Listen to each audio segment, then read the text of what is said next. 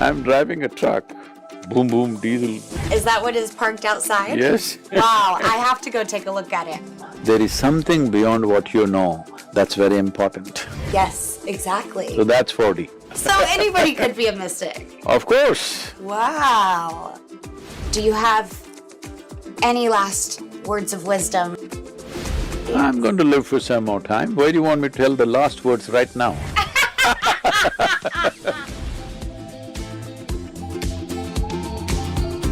Hello, Sadhguru. Thank you Namaskaram. so much. Wonderful. Thank you for coming. It is an honor to have you. And every time that I have a guest on the show, I like to let them introduce themselves to my audience. So if you want to give my audience a quick bio or description of who you are. Nothing much to say about myself, because in my experience, I still feel like I was born yesterday. What's there to say in a day? Right. Wow. Well, that is why you are here. It is the wisdom that you have to share with all of us that I'm so honored to share with my audience as well. And, I'm constantly trying to work on expanding my consciousness as well as teaching my fans how to do that, as, trying to encourage them to meditate. I wanted to ask you about your spiritual journey. When did your journey with yoga and your spirituality, when did it begin? You want the long story or the short story? Whatever you want. You can give me the long one, I don't mind. See, this started when I was like 4.5 years of age.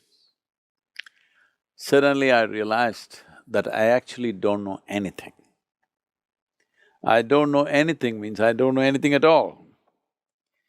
Like, if somebody gives me a glass of water, I'm just staring at this water for hours because I don't know what is water.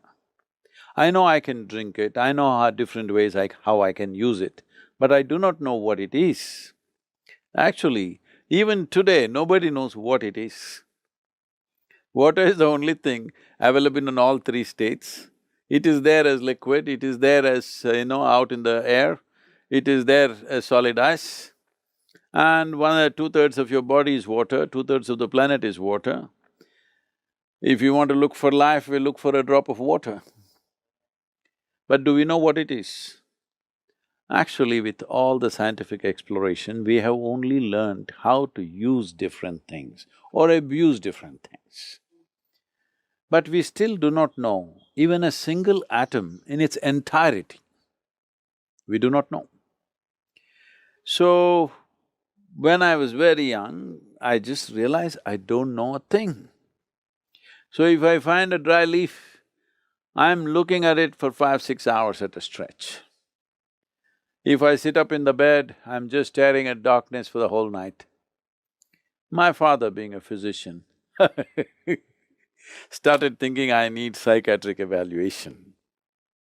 This boy is simply staring at something, it looks like he's lost it. My problem is, I look at this, I still don't know this, I'm not able to shift my attention to that. I'm only here because I still don't know this. In this condition, they sent me to school. And my mother said, you must pay attention to the teachers, don't look here and there. So I went and paid attention to the teachers, the kind of attention they had never seen in their life. How so? Absolutely paying attention to them. I know their past, present and future, but I don't know what they're talking because even they did not know what they were talking. Wow. So this went on. Somehow I moved from one class to another one. Though I must tell you that, these monthly tests were happening. They'll give a report card at the end of the month. Still in practice, I think. So when the report card comes, some children are strutting around because they are first, second, something. Some children are sitting in corners and crying because they're afraid to go home with whatever they got on their cards. I was very happy and very sure of myself because I always got 6 zeros consistently. Because I wrote nothing. Wow. If they insisted, I put my name, otherwise I wrote nothing. So, when the report card comes, I just take it and give it to my father. Every time he sees, he just blows up. I don't know what nasty things they're writing to him, but I never bothered to open and see because I thought this is a transaction between my teacher and my father. I had no business in that. Because I first of all did not know why the hell I was in a school and why was I going there. I never understood. Nobody Right. nobody made me understand why I have to go to school. I found, like when I was just 3.5 years of age, they started sending me to this kind of a baby school, all right? So this housemaid walks me down. I made a deal with her, you leave me at the gate. She wants to leave me in the classroom, which I don't like. She left me at the gate, and once you enter the gate, you can't come out. So I just loiter around, then as soon as she disappears, I disappear somewhere. I'm just 3.5, and I found the Grand Canyon in India. And there I went and did all my scientific experiments. My father was a physician, I emptied lots of bottles which were at home and caught tadpoles, all kinds of insects, this, that. I was making a scientific study. But after 3.5 months, they caught me and said that I was playing in a gutter. Oh, it was it was a huge Grand Canyon in my experience and it was full of life. Oh, wow. So, I somehow moved on. This happened about 15 years ago. This school where I studied over 47, 48 years ago, they came and they said, this is our 125th anniversary of the school, you must come and speak. I said, see, I was not just a not good student, I was not even a student. Because I came there only when it was a must, otherwise I was gone somewhere. They said, no, no, our school has produced federal ministers, our school has produced film stars, our school has produced cricketing stars. In India, cricketing stars are very big. But you're the only mystic, you must come. So I went. So I went and stood up in the quadrangle of the school to speak. I looked around, same oppressive buildings. And then I looked at this classroom and I suddenly remembered what happened there. I was 12 years of age. And those days, I barely spoke. Because when you don't know anything, what do you say? I'm still trying to drink in life. What is there to say? I'm paying attention to the world to at least have some grasp of what it is. So, this man is asking some question. Initially, I look at them, I see their form and I hear their voice, but I don't understand their words, I just hear sounds. Because people are coming and making sounds, this is what I saw in the school. Teacher after teacher, they come and make sounds, make sounds, make sounds, because I realized that, see right now I'm talking, actually I'm making only sounds. Suppose I start talking in one of the Indian languages that you don't understand, you have no clue about. As far as you're concerned, I'm just making sounds, isn't it? So I realized it's me who is making up the meanings in my head, they're just making sounds. So I stopped making meaning in my head, I just looked at them and they went on making sounds and it looked so amusing, so a big smile spread on my face. But they were not amused. Right, right. They were not amused at all. But I wish more people would do what you were doing, which is drinking life in and just observing. There is too much expression and no experience. Yes, you're absolutely right. And what do you say to people who need to listen, who need to drink life in a little bit more? Human experience happens from within. Pain and pleasure is generated from within us. Joy and misery generated from within us. Agony and ecstasy generated from within us.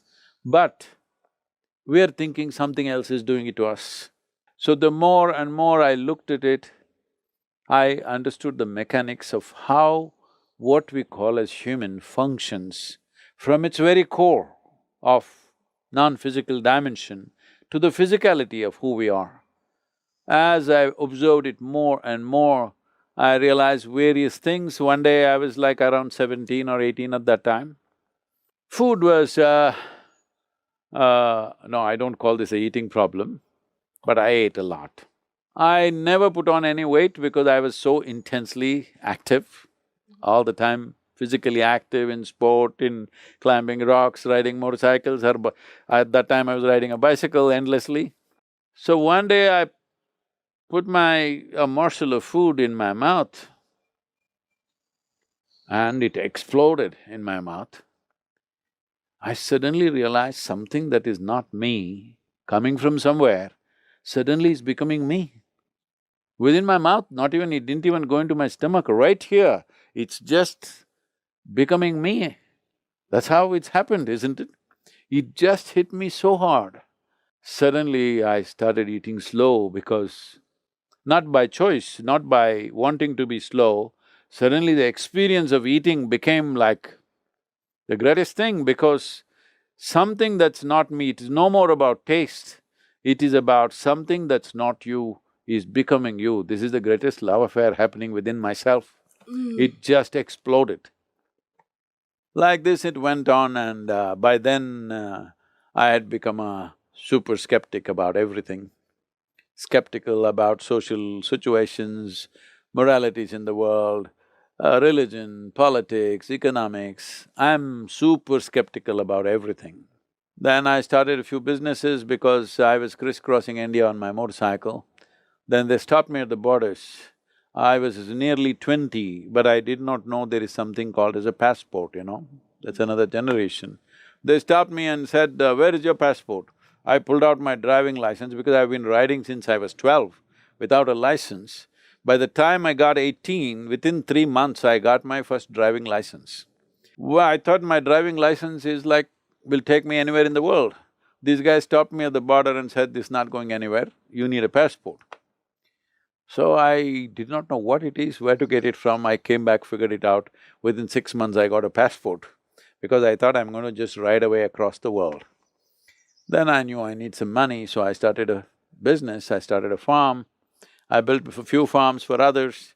Then I got into construction, became far more successful than people would normally think would happen in a short period of time because I'm like 18, 20 hours a day non-stop, okay?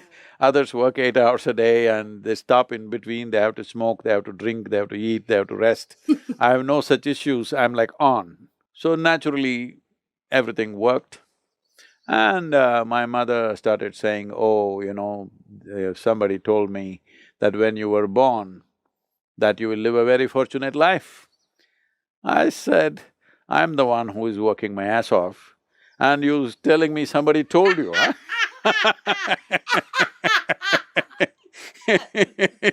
Somebody told you I'm fortunate. Do you know all the circus I'm going through Yes. to produce results on the surface? Do you know all the circus that happens inside? Yes, I do know that feeling. I felt…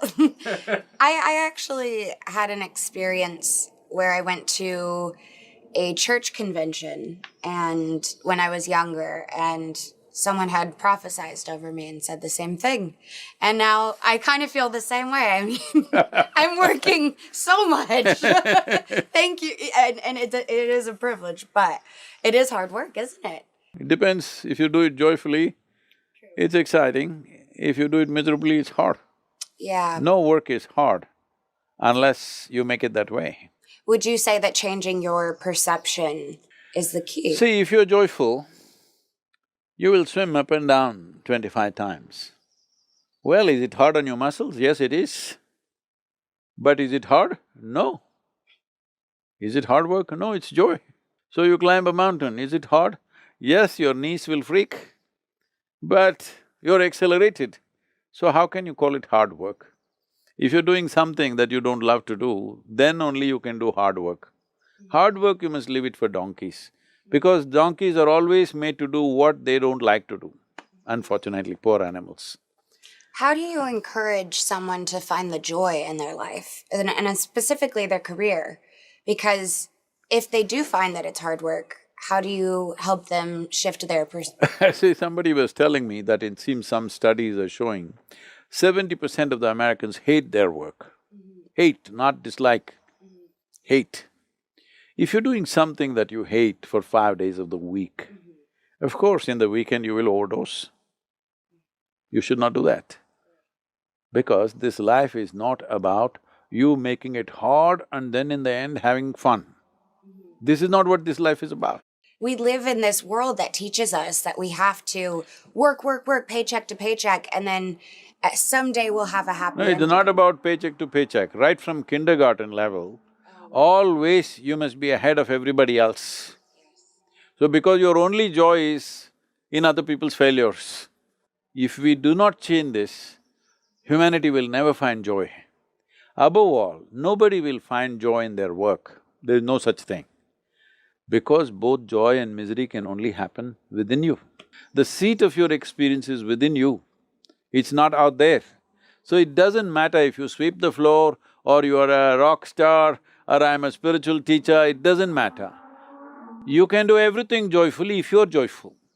Work is not joyful, activity is not joyful, nothing is joyful. Only you can be joyful. If you are joyful, everything that you do will be like that. Now I'm not driving a Mercedes or a Ferrari, I'm driving a truck, but I'm joyful. I'm driving a truck, boom boom diesel. Is that what is parked outside? Yes. Wow, I have to go take a look at it. Yes, I'm you so must see excited. it. I wanted to ask you, you in your bio, you are an Indian author, a yogi, a mystic, and a visionary. Can you describe what a mystic is for people who may not know?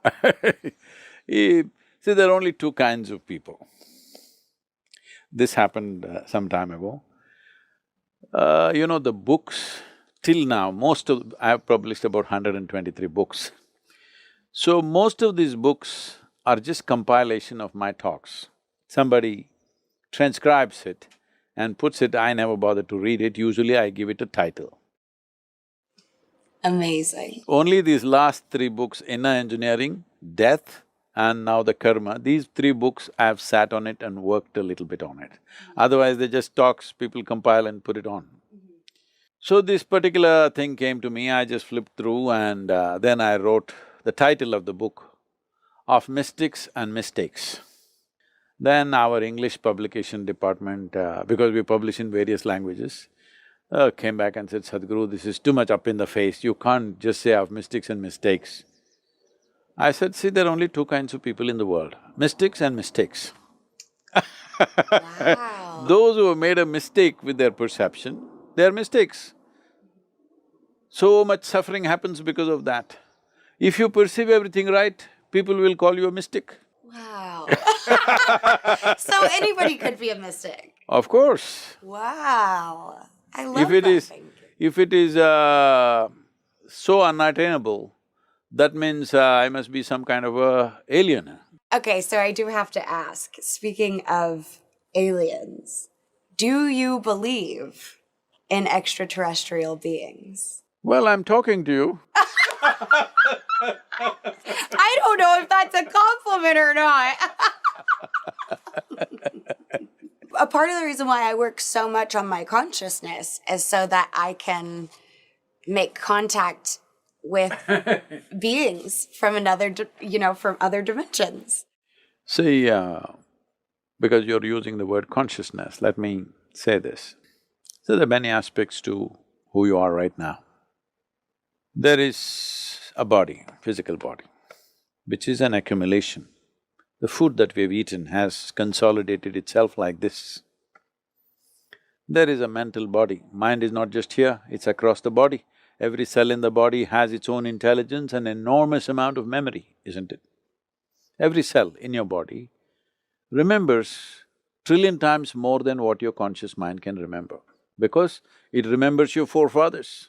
Your cells must be having some trouble because of so many different origins. But still, your body is not confused. It remembers perfectly well, exactly. Confusion can happen in your head. But no cell in your body is confused. All that memory is perfectly preserved, isn't it? The imprints of million years. So there is a mental body. We call this manomaya kosha, that means there's a whole mental body. So this is hardware, that is software. You may have good hardware, you may have good software, but if you don't plug it into quality power, both these things are as good as stones, isn't it? Yes. So the third dimension is referred to as pranamaya kosha or the energy body. There's an underlying energy body. So the whole work of yoga is to handle the energy body in such a way, because if your energy body is done in a certain way, your physical and mental body will only be a reflection of that. If there are no problems in your energy body, there shall be no problems in your physical or your mental bodies. Right now, the problem with the modern world is this, they're trying to fix the physical body, they're trying to fix the mental body, no any kind of thing with the energetic system. So these three are physical in nature. Physical body is absolutely physical, even mental body is physical, even energy body is physical but a very subtle physicality. The next dimension of your body is called as Vijnanamaya Kosha. That means it's a transitory body. It is not a body that you can perceive with five senses. See, anything that's physical, you can perceive by seeing, hearing, smelling, tasting and touching. Anything that's not physical, you cannot see it, you cannot touch it, you cannot feel it, you cannot smell it, you cannot hear it. So that's why even if it's right here, you will not know it.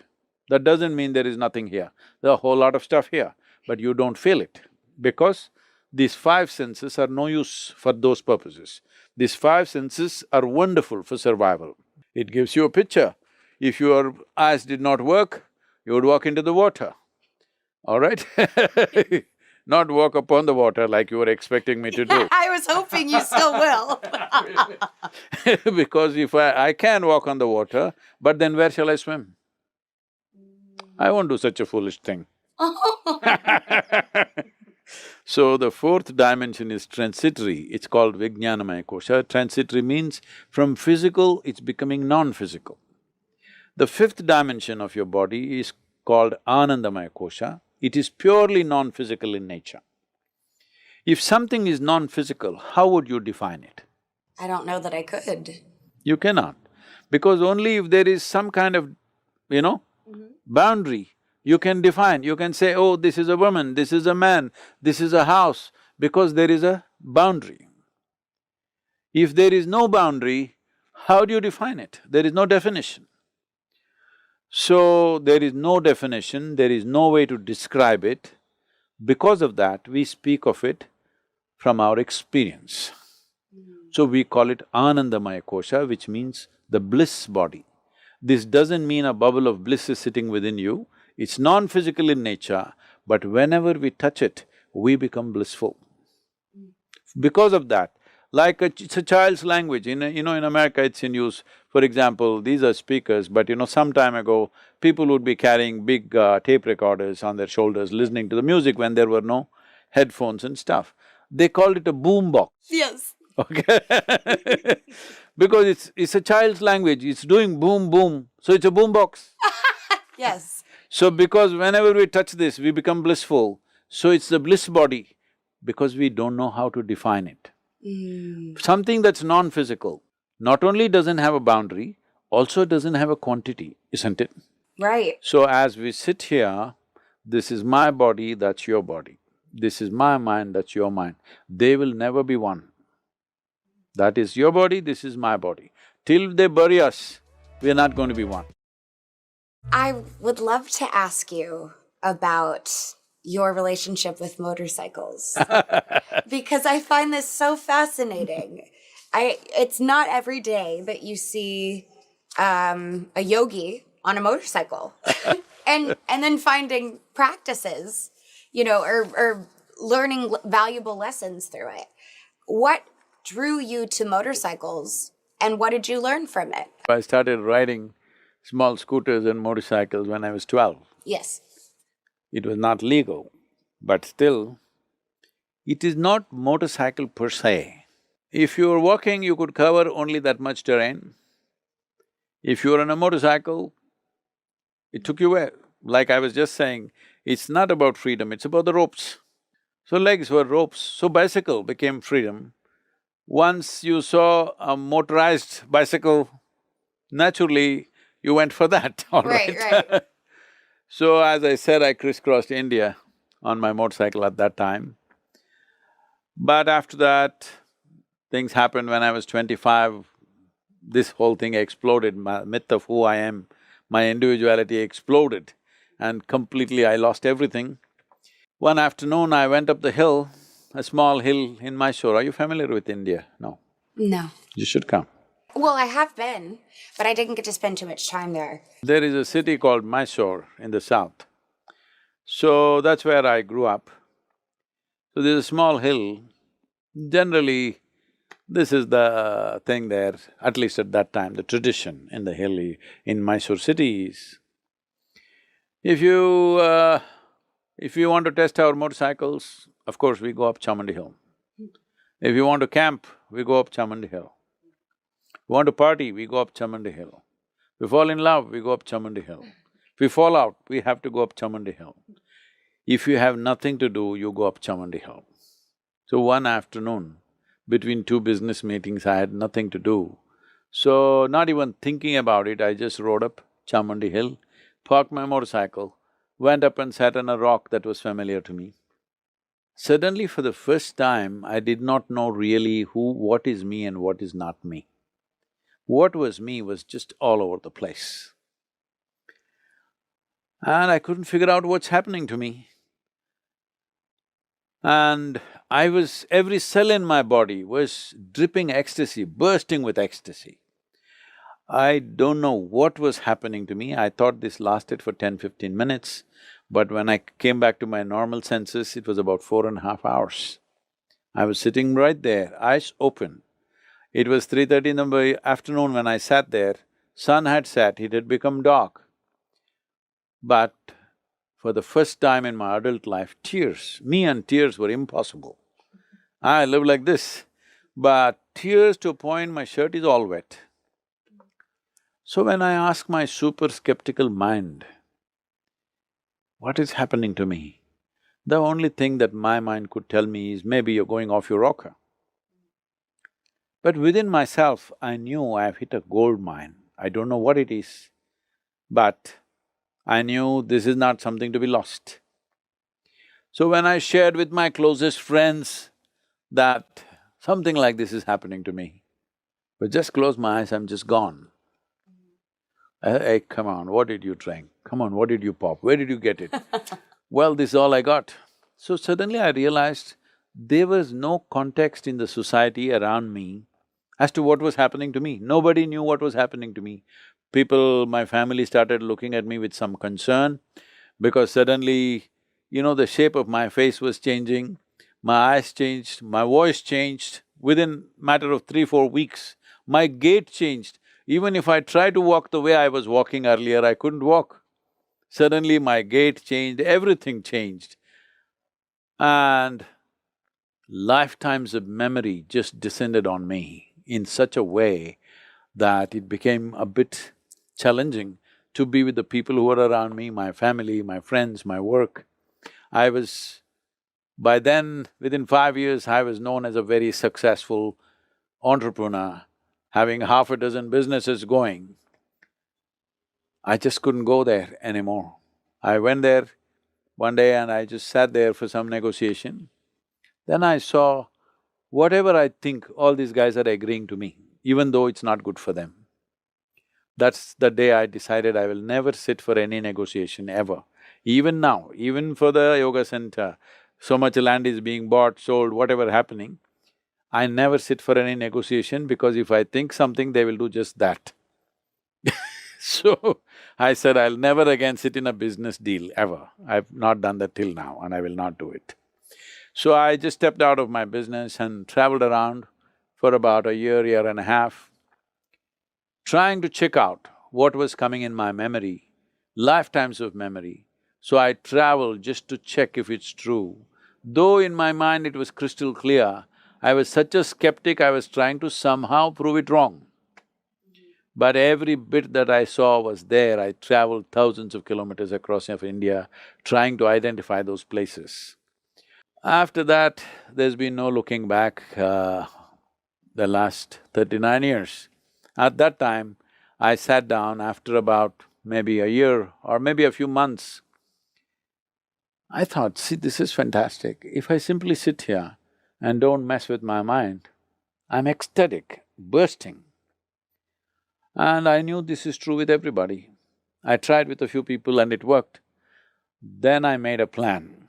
In 2.5 years' time, at that time the world's population was 5.6 billion people. In 2.5 years' time, I will make the entire humanity ecstatic. I've discovered this.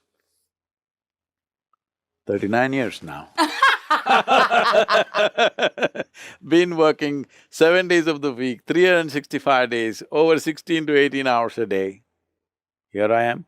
People say we have touched over 1 billion people today, but 1 billion is not the world has become nearly 8 billion now. So I'm just telling you my sob story, I will die a failure, but a blissful failure. I don't think that you will be dying of failure, if it's any consolation. So my podcast is called 4D with Demi Lovato. Don't say 4D and all, because there's a whole bunch of idiots back in India who have some problem with the word dimension. They think I use it too many times. What they don't understand is that in my life, I constantly live multiple dimensions within myself. So now that you are also 4D, just for them, so that because they always feed on this one word and say ugly, nasty things about me, so that they are also happy, I will say it 4D means dimension, dimension, dimension, dimension, so that all the idiots are happy. Yes! I guess I don't need to explain to you what 4D means. Any fool who thinks that what I do not know cannot exist is a bloody fool. Okay? So you might not have experienced the fourth dimension, but you know there is something beyond what you know that's very important. Yes, exactly. So that's 4D. Yes.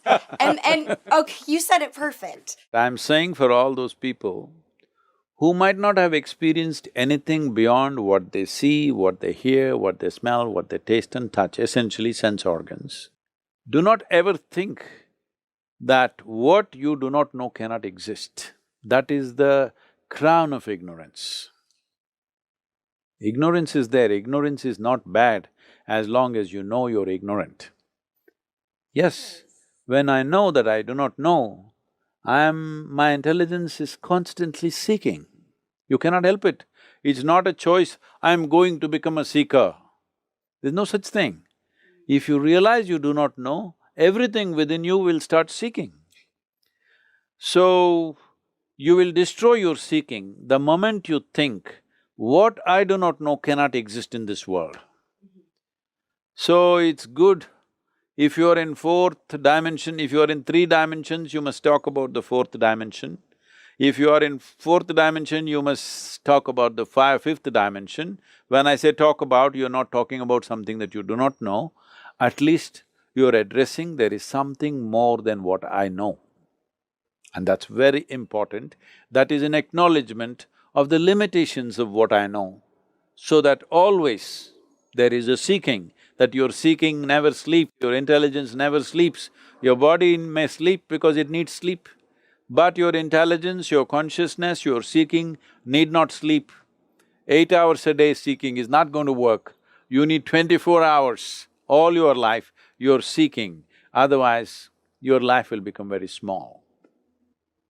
Most people are not even in 3 dimensions, they become just one. Their thought and their emotion is everything. Yes. What do you say to people who want to help shift those people out of their first dimension views? Right now, I've, This is not… I don't know how to name it, because whichever way you say it, people will think it's one kind of description. We have launched what is called as conscious planet. I'm seeing how people who have influence in the world can own it and take it on. Because the idea is just this. One, there is something about human consciousness. Another, there is an ecological situation which needs urgent attention. All this talk about meditation, consciousness, spirituality, seeking, all this is only meaningful if we make sure there is life on this planet for the next few centuries or millennia. Right now, that's in serious threat. In the last 50 years, more than 60% of the vertebrate population is gone. 80% of the biomass insects are gone in the last 30 years. They're saying by 2020, 21st century ends, they're expecting more than 50% of insect species will be gone. This means there is a serious threat to life. When I say serious threat to life, see, there is substantial evidence to show that if all the worms disappear right now, life on this planet, including you and me, will end in not more than 18 months. If all the insects disappear, life on this planet will end in 4.5 to 6 years. If all the microbes disappear, it will end right now, right now. But if all of us disappear, human beings, land will flourish, life will flourish on this planet. So this unnecessary level of significance that we have attached to ourselves and our existence needs to go down a little bit. Our love for life needs to go beyond our species. This is very, very important. This is yoga. Yoga means union, that you experience everything as a part of yourself. If this experience doesn't happen to more and more people, especially if this experience doesn't happen to people who hold responsible positions in the world, we as a generation will be opening up a threshold of destruction which is very difficult to turn back. I am deeply involved in this, I have been in touch with various scientists, United Nations organizations. Everywhere it's very clear that if we do something significant to turn this back in the next 15 to 20 years, things will turn around in 40 to 60 years' time. But if you let it go, these 20 years, go business as usual, then if you try to turn it back, it may take 200 years to turn it back. So right now, either we correct this consciously or nature will correct it in a very cruel way. Lot of people already environmentalists, not virologists, environmentalists have started talking and saying the present pandemic also is one of the outcomes of this environmental disaster that we are unleashing upon ourselves. So conscious planet is… because as I see, there's really no problem on this planet. There is only one problem, the human being. There is no other problem. If you fix you and me, it's a done thing.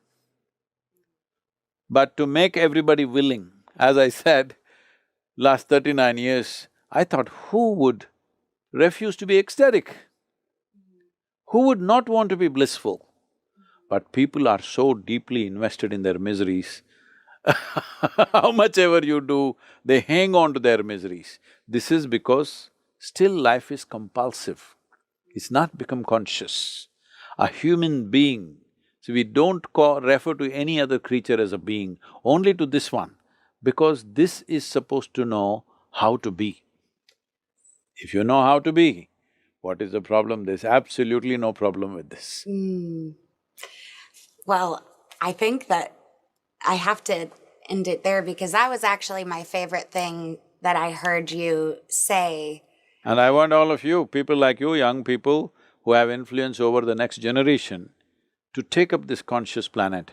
This is not my organization, this is not my business. I think this is the business of this generation, to create conscious human beings and in turn create a conscious planet so that we will leave something that we are proud of for the next generation. Otherwise, we are leaving it like a disaster. We are leaving the world like is been ravaged by war. We call this business. Business, yes.